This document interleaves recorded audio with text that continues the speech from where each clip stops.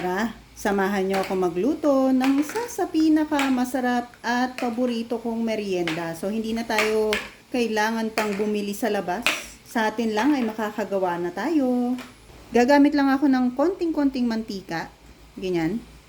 Tapos, manipis lang ang pagkakapahid natin dito. Hindi tayo gagawa ng puto para hindi lang manikit yung ating mixture mamaya. So, set aside muna natin yan para sa pampakulay. Annatto powder. Tutunawin lang natin to sa mainit na tubig. So, okay na to. Maglalagay lang tayo ng 3 cups of harina. 3 cups na yan. 3 cups ng cassava flour. So, 2 cups ng brown sugar. Lagyan natin ng konting asin.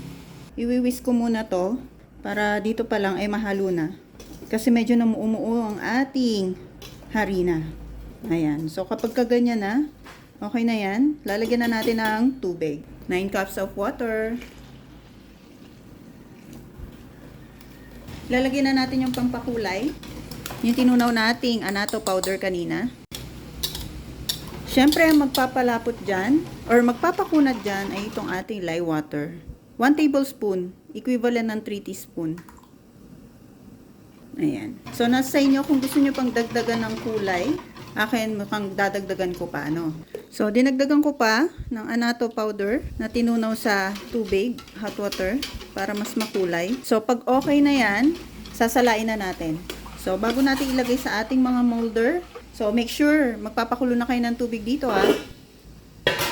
Itong mga molder natin, medium size, pinahiran na rin natin to ng manipis na cooking oil. Pwede ring butter, tinunaw na butter, basta manipis lang. So, dahil hindi naman naalsa yan, ipapatong natin yung iba. Lagay na natin. So, low heat lang ang gagamitin natin dito. Set na natin yung ating fire doon. So, yung pinaka first layer nga pala yung ginamit ko, hindi na yung isa. Para mas madaling maluto. Gumamit lang ako ng cloth para iwas sa butas sa gitna. So, 25 to 30 minutes. Check na natin. So, okay na to.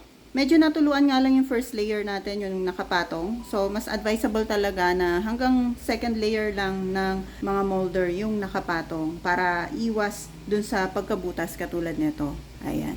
So, hanguin na natin, pero palamigin natin bago natin i-mold. So, kung makikita nyo, walang butas sa gitna. Ganyan dapat yung kailangan nating ma-achieve.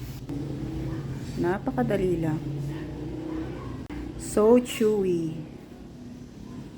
Makinis, walang butas sa gitna. Ayan. O, diba? In and out. Back and front. Ayan. Makinis. Kung nag-enjoy ka, huwag mo kalimutan mag-follow dito sa ating Mami K Pulang Kusina. So, ayan. Napakadali lang i-unmold. Pero ito medyo mainit-init. Ayan, tara. Tikman na natin. So chewy talaga tikman. Tara, tikman na natin. So chewy talaga. Tamang-tama yung ating sausawan, dulce de leche. Bye-bye.